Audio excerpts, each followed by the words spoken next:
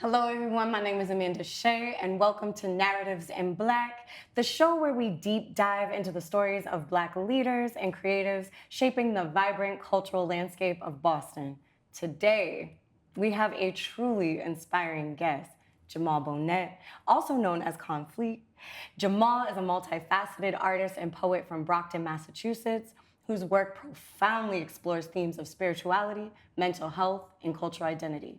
Starting his artistic journey in his youth, Jamaal has grown into a prominent figure in the local art scene, displaying his evocative and symbolic works in galleries such as Piano Craft Gallery and engaging the community through various creative initiatives. Beyond his exhibits, Jamaal is dedicated to empowering the Black community using his art to advocate for mental health and spiritual personal growth. His unique blend of visual art and poetry not only reflects his own journey of self-discovery, but also invites others to explore their own paths.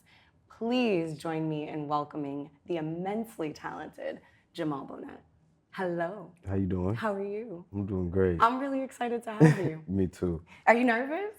Kind Just of. a little bit, but it's cool Just a because we little know bit. each other, we go back. So Exactly. it's just a conversation. I'm so happy that you're here. I'm gonna just jump right into these questions because Okay. we did our research. I can see that. How are you feeling today overall? I'm feeling pretty good. Yeah? Yeah, it was a nice drive. I feel comfortable. Beautiful day outside. It's Got the hot. day off from work. It's hot, but there's AC in here. There's AC in my car. So we cooling. We cooling. Beautiful. I know you grew up in Brockton, Massachusetts. Mm-hmm. You grew up in Brockton, Mass. Mm-hmm. What is that zip code? 508? 508. You Okay, already in the know. building. You already know. How did your upbringing in Brockton influence your artistic journey and the themes you explore in your work? I would say Brockton had a very significant impact on my artistic journey. Brockton is a very creative city. When I was growing up, there was, I had my little rap group crew. I was crumping, was doing poetry. I was just trying to find ways to be expressive. And I feel like in Brockton, they allow the community, as in when I say, the people that I surround myself with, and the artists and things like that in the city, they allow you to be creative. So it just helped me, find who I was, what I really wanted to do, and that motivation of just being from the five, like, you got to keep grinding, you got to push forward, you got to keep going. So that instilled with me, and it keeps going now with just pursuing my art and still going and moving forward. So that's how Brockton really like impacted my artistic journey. You talk a lot about identity, cultural identity. How has Brockton shaped that for you? I'm gonna answer that in two parts. So as a political community, Brockton has digressed or digressed, whatever they were trying to pursue with the arts. Back in the day, I want to say like 2014, 15, Brockton was really big with finding community artists to do work. A couple galleries in the city, they would reach out, let us have art in the galleries, shows in the galleries, things like that, so on and so forth. But as things progress, it's just been they haven't really been supporting the Black artists, the city, but as a community of Black folk, of creatives in Brockton, we're evolving. We're evolving in a very positive way. We're making a lot of noise. I really like to see the folk in Brockton branching out. I think that's very important, and I love what I'm seeing from people that I went to high school with, folks not really younger than me, but just on the same path, whether it be art, whether it be music, whether it be dance. Those are a lot of things I'm seeing coming out of Brockton, and I'm really happy to see people evolving and in the city making a lot of noise, just not even in mass, but all over. I want to expound on that. This is not one of the questions, but because you named the city, for people who don't know what that means, when we say there's a lack of support from the city, what are you referring to in particular? Because you literally named that the community is doing a lot of work. Yeah. I want people to know the difference between Brockton and Boston, because Boston and Brockton are definitely not the same Oh, city. they're not the same. at all. So I'm kind of probing you a little bit to answer in which ways would you like the city to come and support the community? Most of the grants I received to do art was from the city of Boston. Most of the work I do, the paint nights, people reaching out to collaborate and things like that come from Boston. And not just the community, from the city as well. You know, the grants come from the city, doing a lot of community work as well. Brockton, not so much. I know Black owned Brockton, one of the businesses out there, is really trying hard Yep. to change that narrative. But there's no artist grants in Brockton. There's no, Artist housing? not that I could think of. Wow. Not that I could think of. There's no community initiatives to do art here and there. I'm still working to push it. You know, I'm still talking to people. I'm still sending out the emails, sending the follow-ups and things like that, trying to, you know, get some art installments, some community installments within Brockton. It's a city that needs, you know, color outside of the community members. You know what I'm saying? So Bar. just really thinking about how to change the narrative in that way, the political lens. But as a community, yeah, we got it right now. Yeah. I see you. That's really tough as artists to have sustainability in a city that's not being able to provide those city grants that you're talking about, or artist housing, or even just the opportunities of artists being able to create. Which brings me back to your childhood in a sense. When you began writing and painting at a very young age, I want to know how old you were. Can you share some of your earliest memories of like engaging with the arts? Yeah, I was talking to my mom not too long back, and I was telling her, I want to say, maybe I was like 8, 9, 10 in that area. She used to take me to these art classes, and as I started to get familiar with the city and get an odor of landmarks and things like that, I used to take these classes at Mass Art when I was like 7, 8, 9 in that area. It was like paper mache. That's all I can remember is we did a lot with paper mache and sculpting and things like that. I don't know how my mom knew, or, you know, maybe I was drawing and bringing nice little coloring pages home from school. I don't know. But she put me into this little weekend program over at Mass Art. That's the first thing I remember about doing something different. I was like, I think I like this. Like, what is this? It's cool. So that's probably one of my earliest memories of like being introduced to art and how it made me feel. It makes sense with your ties to Boston too, now that I'm thinking of it, because Mass Art is located in our city of Boston. So the fact that you live in Brockton and you came here at an early age dabbling in the arts, and Mass Arts is one of the most prestigious artistic schools that you can go to here in the city, that makes sense that it would propel you into kind of dabbling more into your other mediums. Yeah. Your work is known for its intricate symbolism and deep themes. Can you describe your creative process from conception to completion of just a piece, any piece that you can think of? All my pieces start as ideas. I really try and I purposely put or try and have my paintings have multiple meanings. I've really been working on trying to figure out my signature as an artist.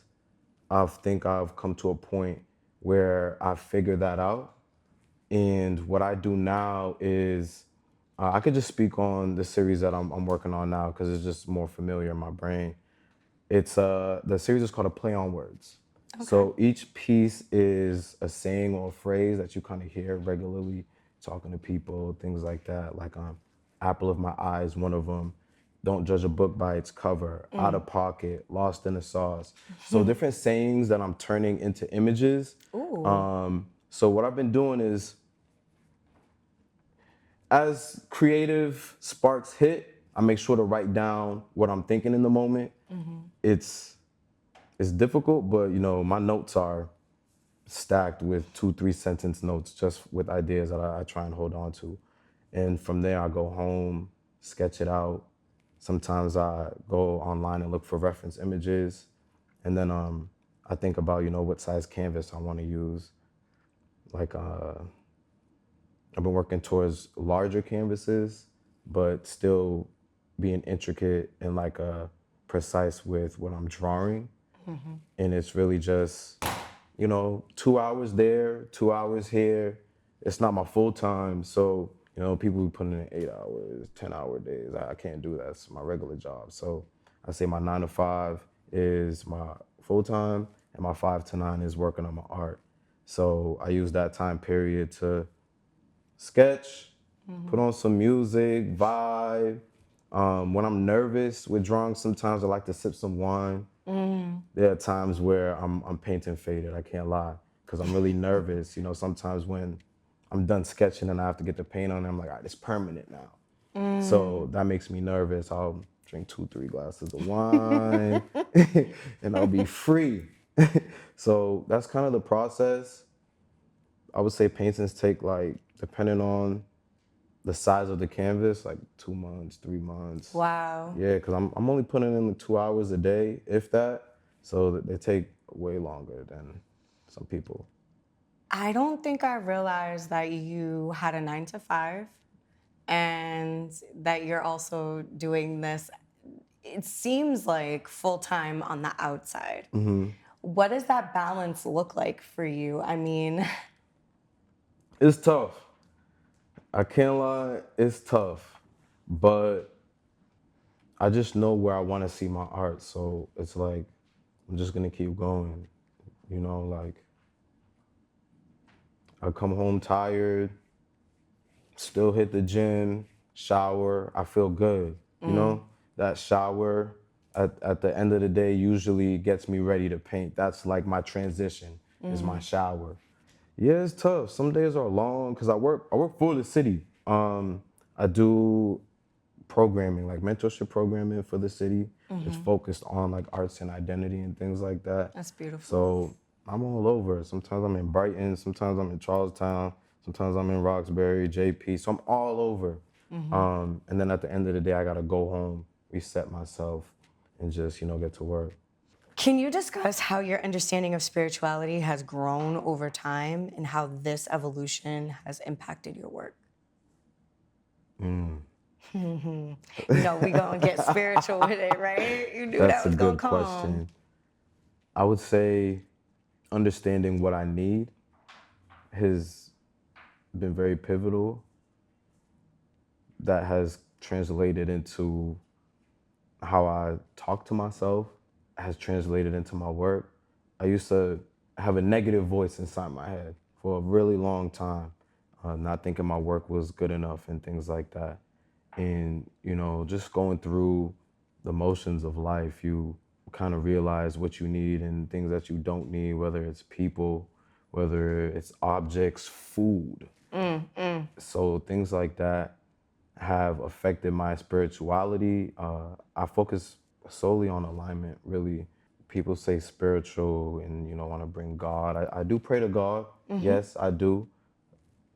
But I focus on, my alignment and what my mind needs, what my heart needs, what my stomach needs, my roots need, what my sexual desires are, things like that. Just focusing on, the things that I need, and that has really helped with focusing and prioritizing my art and stepping back when I need to step back on paintings that I've been working hard on, and just kind of getting tired of working on it. So I start rushing through it, just taking a step back.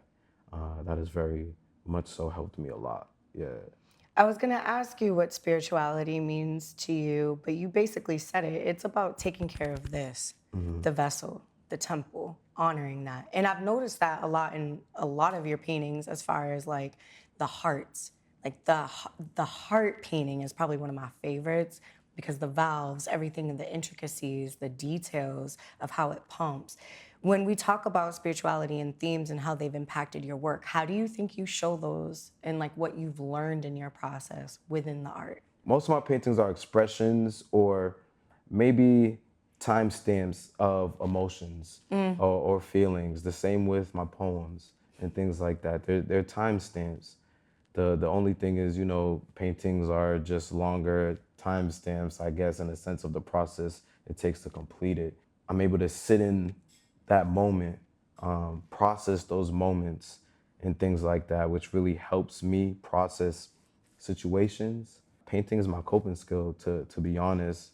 You were saying earlier when we were talking, I'm good at it. I just happen to be good at it, through years and years of using it to cope with a lot of BS. That's it for me. Just I'm a poet, so you know what I'm about to ask you, what's right? up? Your poetry and your paintings, how do they intertwine with one another? Have you ever painted a canvas based off of a poem or vice versa? It's usually vice versa. I would write something and then I would be like, okay, this is making me feel like I need to paint it. I need to paint this. It needs some color. A lot of creation of man that I did, I want to say in 2016, had to do with painting poetry, just growth in myself. And I was growing in my poetry as well. My art was growing as well. I would say I started as a very sensual poet. Even with my art, it was very sensual.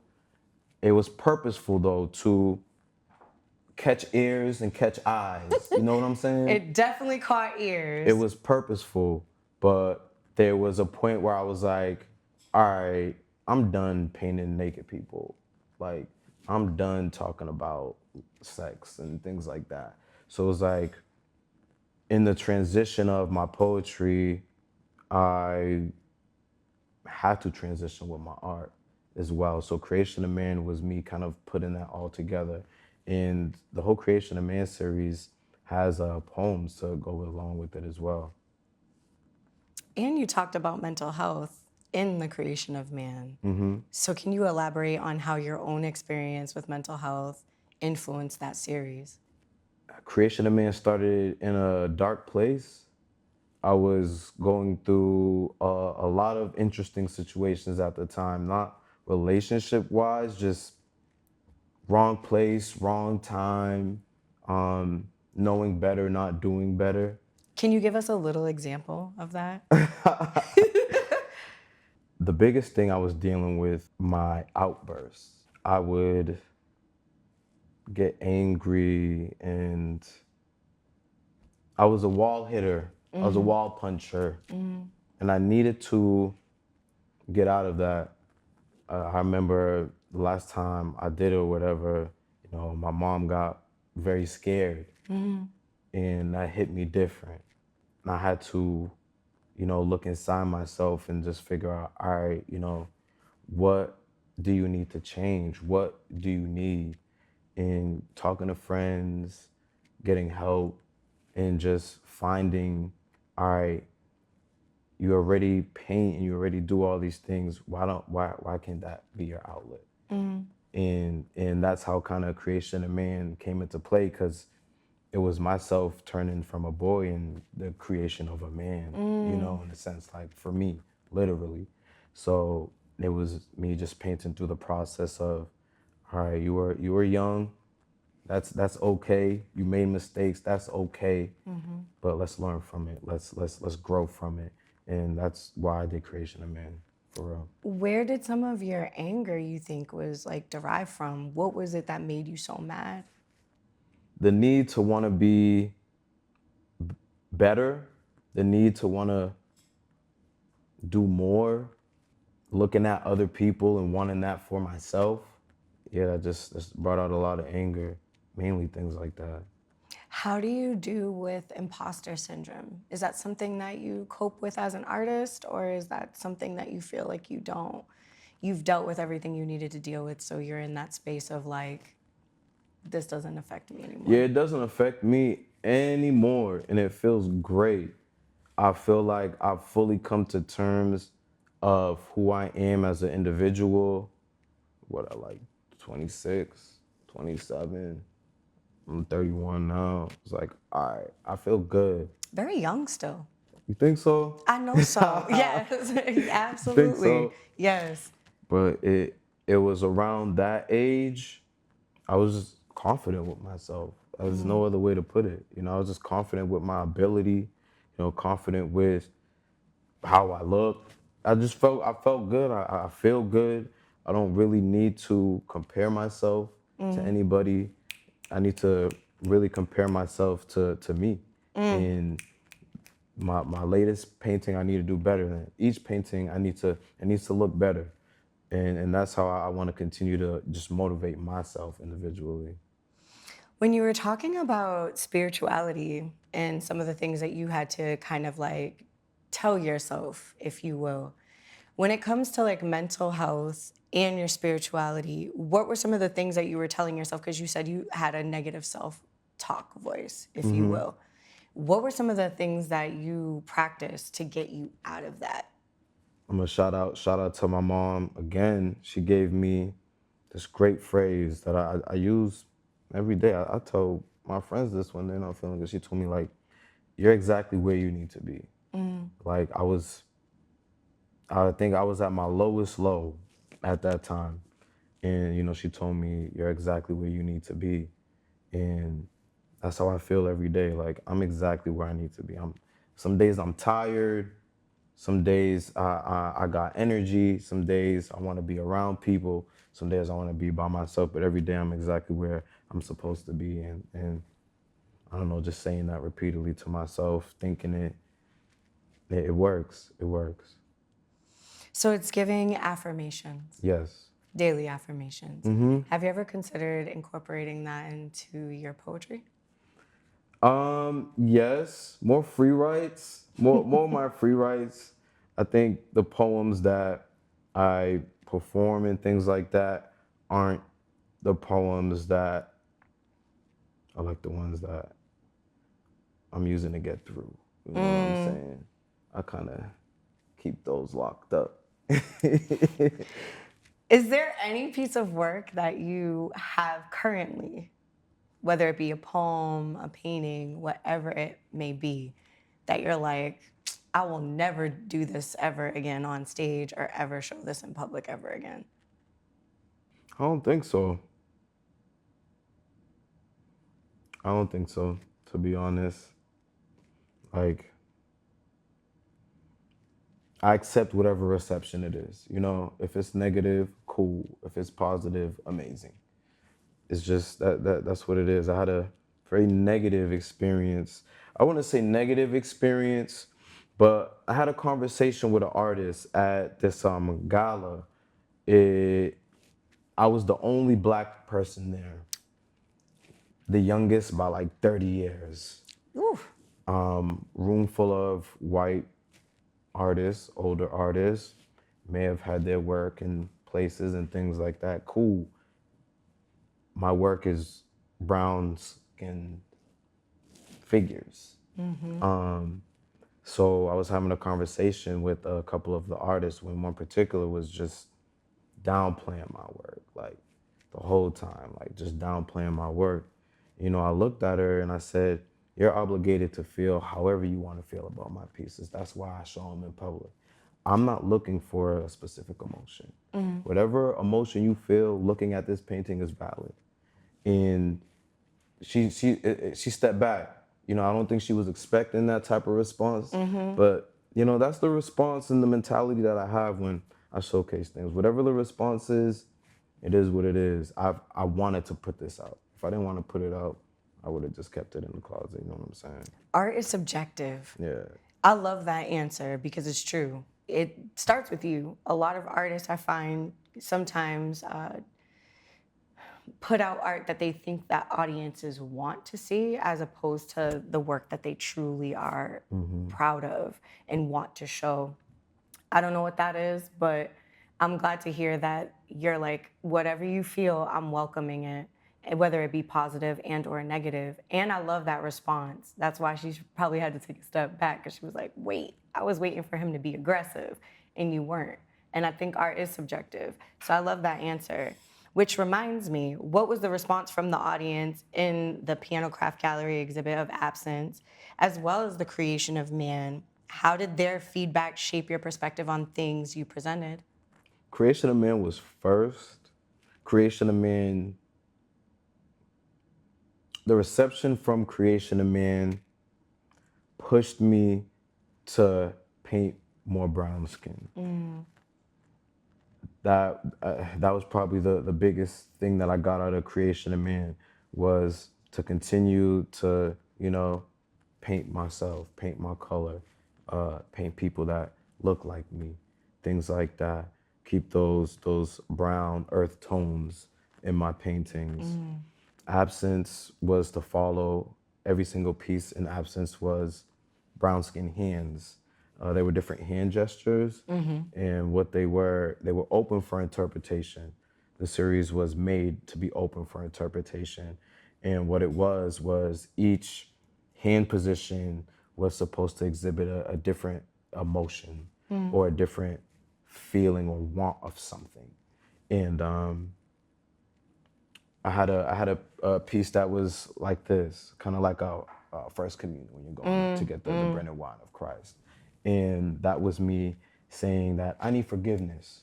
This was my depiction of like forgiveness, you know. A couple of different hand gestures. It looked like two arms hugging, and it was like, you know, I need compassion, you know, I need love. There was kind of like a cliffhanger where somebody was hanging off a cliff and they were holding on like this, but you only got from like the forearm down. So it was like I needed saving, I needed strength. And each painting was open for interpretation. I had like these clear sticky notes that people could write what emotion they think the painting is, and then just stick it right next to the painting on the wall. I love that. And that reception, it was great because it allowed people to, you know, freely roam the gallery and really immerse themselves in the paintings, and not just, oh, that's cool, or oh, I see what that's supposed to be. Like, no, like stand in front of it, really Interact. take a deep breath, look at it, and things like that. And people love that. And I want to continue to be able to allow my art to have people, you know, interpret it different ways, to have people look at it and really try and think about what it could be, especially with the Play on Words series. That's kind of why I'm doing it. My goal is to have it at a gallery as well, the Piano Craft Gallery, maybe October 2025, wink, wink. But I'm not going to title any of the paintings. Okay. And I want to see how many people can actually figure out which phrase the paintings are. Almost like a quiz in I a love sense. that. But you know, you really have to look at the fine details. There are some things on there that if you're not really looking, you won't get it. But if you can spot it, it'll make the whole piece make sense. So I want to continue to work with that engagement factor, that, you know, you have to think a little bit factor, and, you know, not just a quick walk by, oh, that looks cool, but all right, there's no title here. What is this? What's going on? Okay, I see an eye. I see an apple inside the eye. Is this apple? And then they'll be like, are these all like this? And then start that journey. So that's kind of what I'm working towards. Before I ask what your long-term goals are with where you're going with your art, I have to say, just in front of everybody at home, what I love about your artistry is you are not only an emotional artist that makes people feel, but I feel like a lot of you keep the five senses alive. It's like touch, taste, sight, hear, feel, all of the things. And I really, really love that about everything that you do, because I think that what you're describing right now, even just the interaction, the engaging of, I have to kind of guess what this is and kind of use my mind. You're very immersive deliberately, but also in the space of collective healing, as well as collective interpretation, which I don't think a lot of artists do, especially when you're thinking about exhibits. People do just go in and just kind of walk around. The fact that you are kind of like putting people in a place of forcing them out of their own comfort while also absorbing something of your comfortability or uncomfortability is almost like genius to me. It's very like chef's kiss. So for absence, I deliberately did that with having a movement therapy class session there. And the therapist, she deliberately made the people participating stand in front of a painting and create a gesture from it on how it made them feel. And from my perspective, from the outside looking in, that was different to see people create dance and movement out of art, and specifically out of my specific paintings. And, it made me realize that this is just more than creating art to hang on the wall and just have people, think about it and interpret it, so on and so forth. People are healing from some of the work that I make as well. I'm healing through the work that I make. And it's a great feeling seeing others, say this painting, it spoke to me, and this is why I did this movement. This other painting spoke to me. Some people were throwing fists. Some people were doing ocean movements and wave movements and things like that.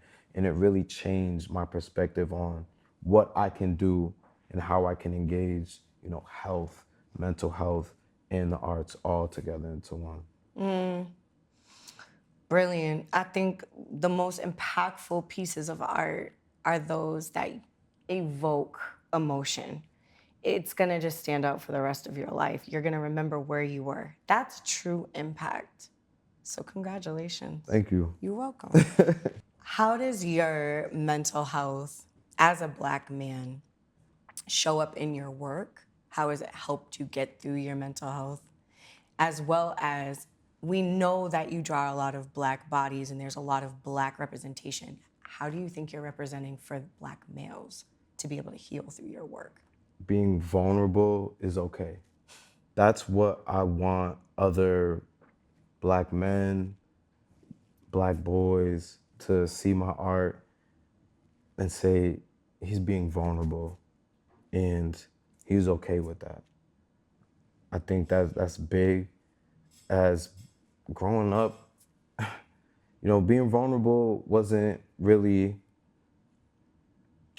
asked for or encouraged. So that in terms translated into wanting to put things out into the universe. I think that's how the negative talk came into play. So thinking about allowing yourself to be vulnerable, allowing yourself, the phrase that people throw around a lot is being your authentic self.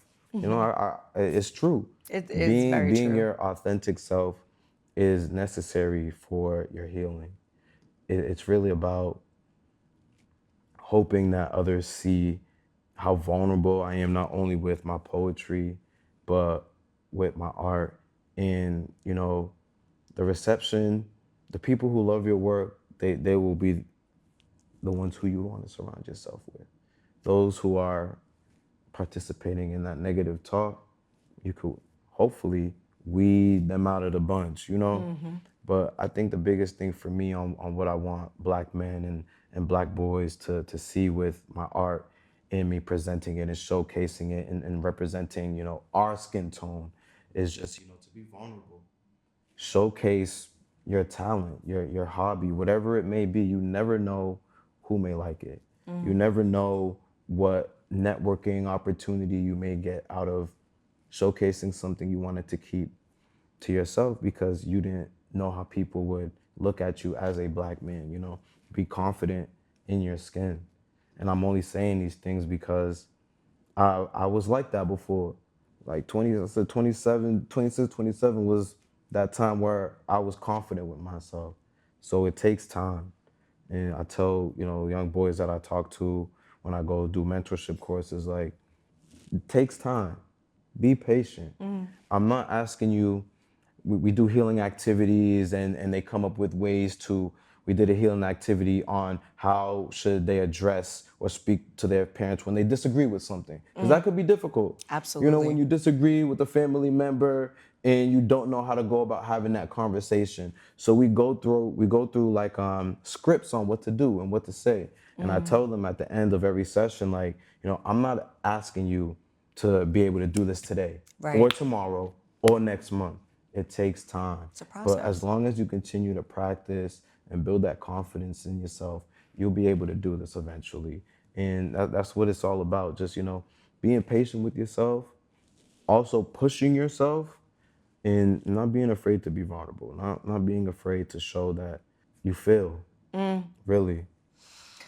Whew, that's so important. And I just want to say, like, I admire all of the work that you do, not just in your own personal, but the fact that you're a mentor.